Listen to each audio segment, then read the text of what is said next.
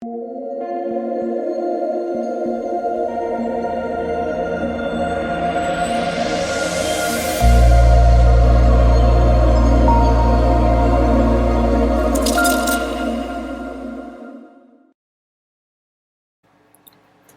what is going on, guys? It's DK. Back at you with another video here. It's ready on the TBT Championship Showdown slate on Tuesday.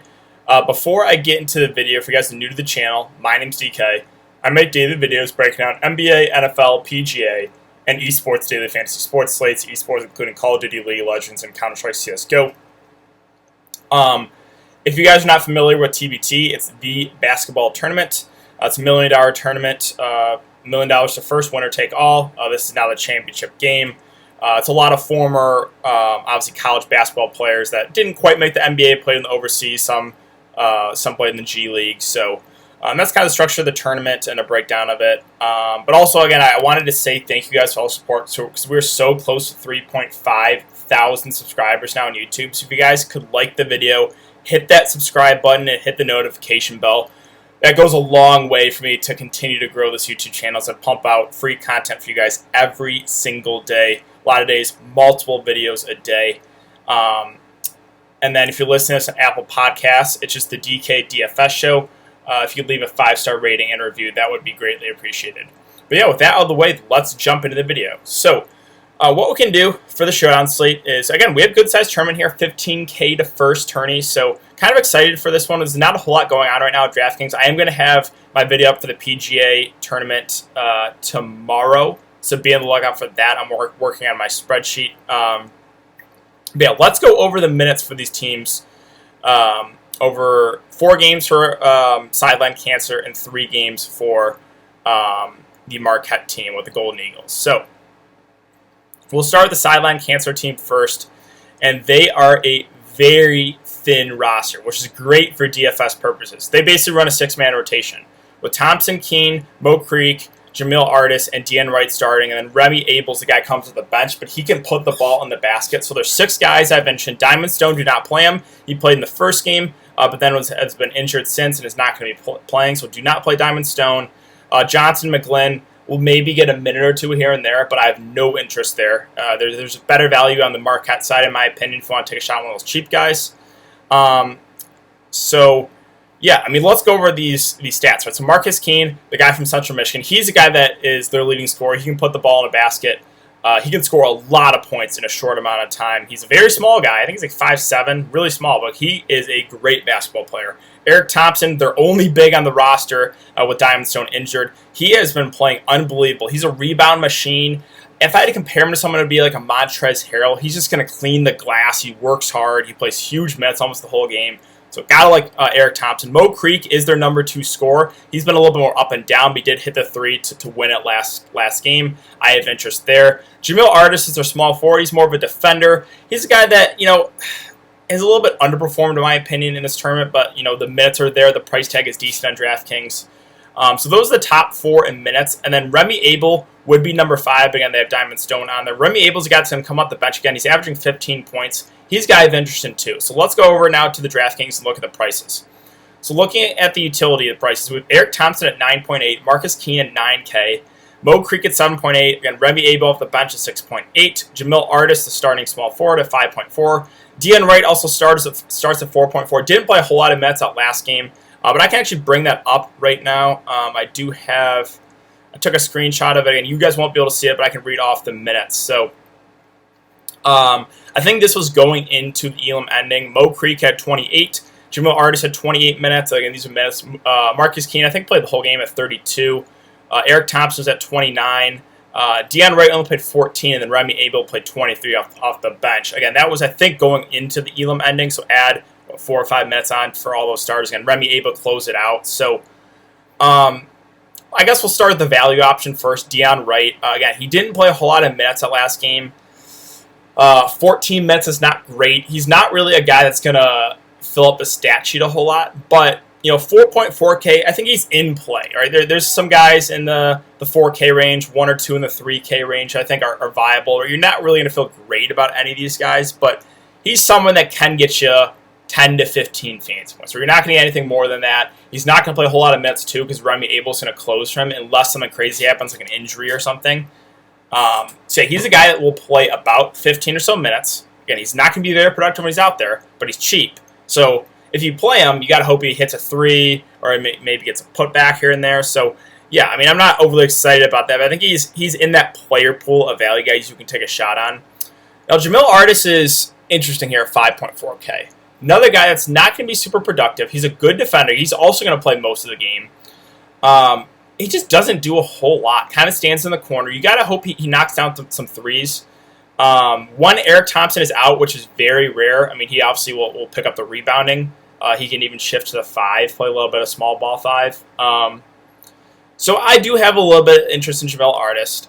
Again, I know he's not going to go out there and get you like 30, 35 fantasy points, but playing well, again, he's going to play basically the whole game too, which is always a plus. He's cheap. If he gets me like 20 fantasy points, I'd be happy with that. So I think Jamil Artis looks pretty decent. Again, you got the minutes floor, right? He's basically going to play the whole game. You know he's not going to be super productive, but if he can knock down a 3 or 2, get some rebounds, I think he can definitely get you a value there. So I do kind of like Jamil Artis, 5.4K. I think he's certainly someone that you can look to. Now, Remy Abel off the bench at 6.8K. I wish he wasn't this expensive, but really, he's just a guy that's going to come off the bench, kind of like a Darius Johnson-Odom on the other side, and just score the ball. Well, if you look at his stats, right, 17-3, 17-2-1, 12-1-3 with 3 steals, 14-5-1, and he's going to close for Deion Wright. So he'll probably get mid-20s minutes, maybe even a little bit more. 6.8K, I think that price he'll be low owned because I just think people will look to Mo Creek and will definitely go him over Remy Abel. Now Mo Creek obviously is going to play more minutes, but I think Remy Abel makes for an interesting contrarian option in the slate. He's a guy that, for his price, I just think goes forgotten about. But in a showdown slate, right, you're going to have to get different in some way, right? If you want to take down that big tournament for yourself. If you want to just play the chalk lineup and split it and hope that wins and split it with like 100 people or so, or however many people have it, that's fine. But if you're like me and kind of want to get different, maybe leave a little bit of money on the table or use someone like a Remy Abel who goes, as a contrarian option, that's definitely a way to differentiate yourself. Mo Creek at 7.8, he is the number 2 of this team scoring-wise. He had a bad shooting day that last game, still went for 10 and 7 though.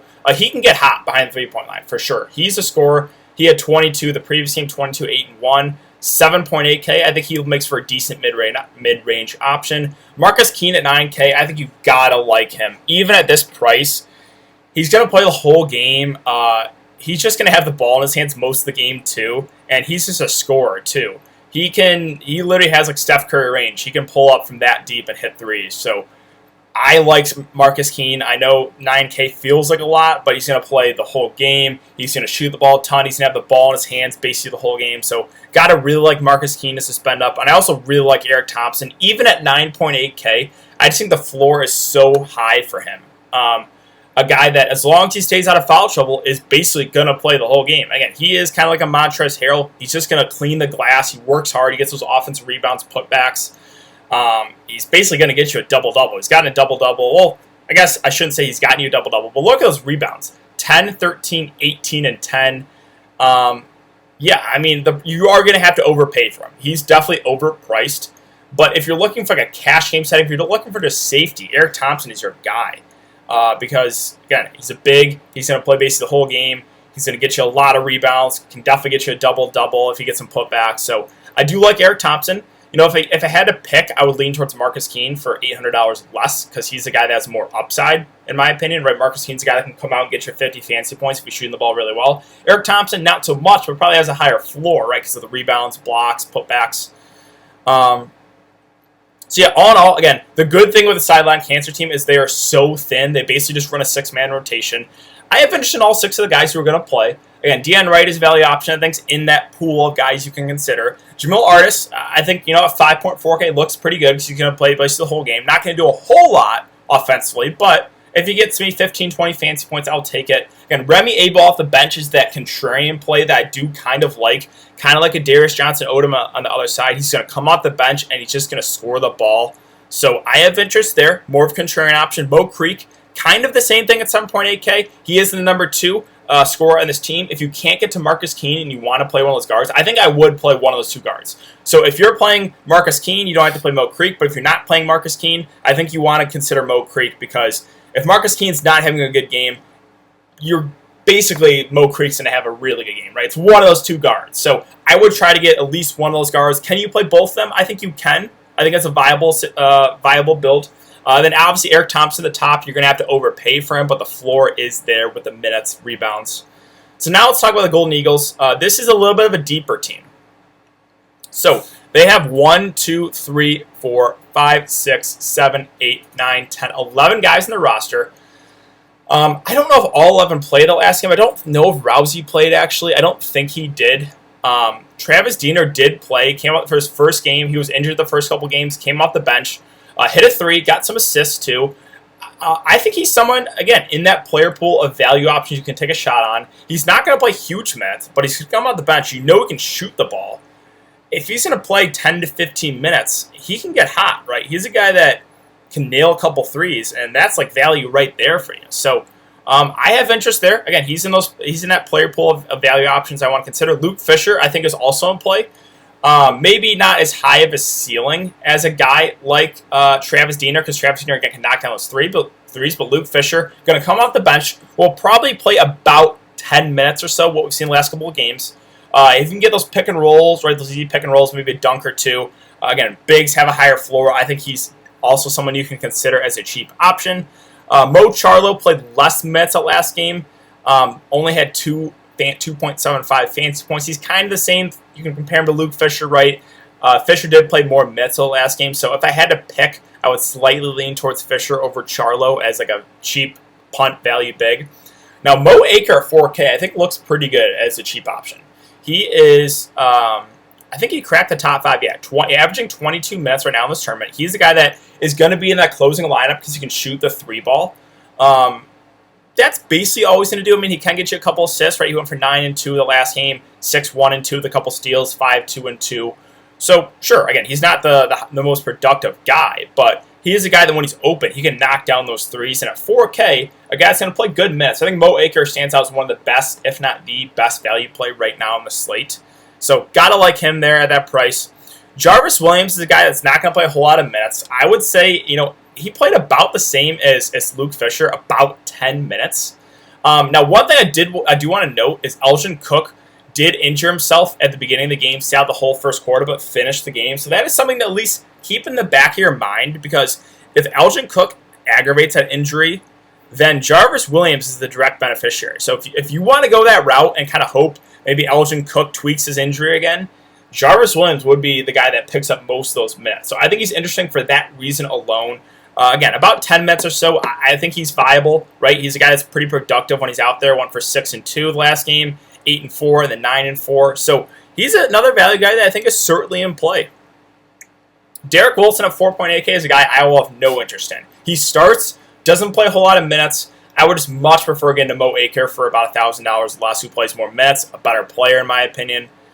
Elgin Cook at 6.2, kind of been disappointing in this tournament. He's a guy that is turnover prone, right? He can turn the ball over a lot. We saw those first couple games with 6 and 3 turnovers, but he's like an energy guy, right? He's going to crash the boards. He's an aggressive player. He can take the ball to the bucket. Not the best shooter, but he's probably going to get about, what's he averaging right now minutes-wise?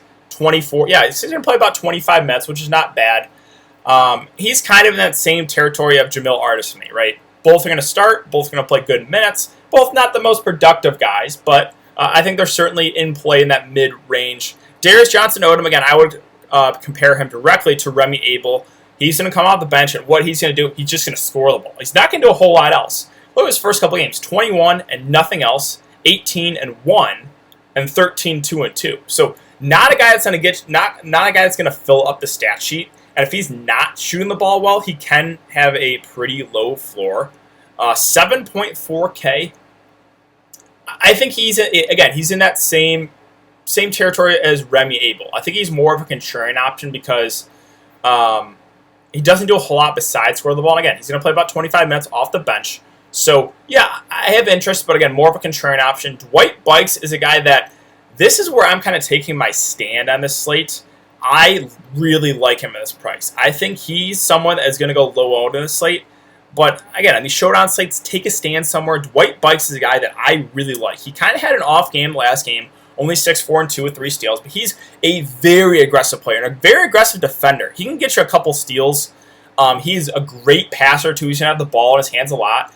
The downside here is, again, they're more of a balanced team, right? They have a lot of guys who can score. Wilson, DJO, Elgin Cook can score. Again, obviously Mo Aker off the bench. So that is the concern. But, again, the minutes have been there for him, about 27 minutes. He looks just really good when he's out there. Again, a very aggressive player. He's going to take the ball to the whole lot. He's a very good passer.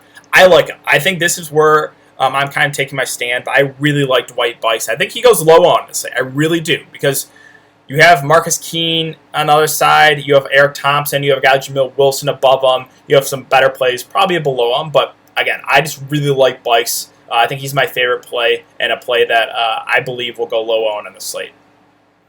And then Jamil Wilson at 9.6K. He's the stud in this team. He plays the 5 a lot. He's averaging about 29 minutes. If you look at his stats the last 3 games, right, 14, 11, 2 and 2, right? He's a guy that gets you blocks and steals, 15, 3, 1 and 1, 23, 7, 2 and 1. He got hot behind the 3-point line. He's a guy that can knock down threes, right? 5 3-pointers made, 2 and 2. So he really can do it all, right? Knock down threes, get you those peripheral stats, score the ball. 9.6K. It's a tough call right now with him and Eric Thompson. I think Jamil Wilson is definitely the better scorer, obviously. But Eric Thompson is going to play more minutes, so it's a close call there. It really is, with those 2 guys at the very top, Wilson and Thompson. So that's a decision that, and again, it's a tough one. It's almost 50-50 for me with those 2 guys at the top if you had to make me pick. So yeah, let's do a brief overview on who I'm kind of considering for captain. So if you're playing a cash game setting, I probably wouldn't recommend it in a showdown slate, but I would just play. There would probably be I would probably just consider the top guys. So Marcus Keene, Eric Thompson, Jamil Wilson. Those are the guys I consider for a cash game for captains. But again, for GPPs, I'm kind of taking a stand at Dwight Bikes. I really like him. I think you can make an argument for Mo Creek, right? Or those 2 guys off the bench that can get hot, right? DGO, Remy Abel. They're going to score the ball when they're out there. Other guys, if you want to get really different here, I think you can consider like an Elgin Cook or Jamil Artist, but that would get a little bit risky. So that's kind of where I'm at. As far as roster construction and like how many players I want from each team, if I had to pick, I would rather have more players on Sideline Cancer than on the Golden Eagles because they're a thinner roster. But the value probably looks a little bit better for the Golden Eagles because, again, more guys play more minutes. So we have those value options like Fisher, Travis Diener can get hot behind the 3-point line. I really like Mo Aker, who's going to play decent minutes. Jarvis Williams is productive when he's out there. Those 4, and then I think plus Deion Wright are all those guys. Put those guys in like a pool. They're your value pool that you can take shots on.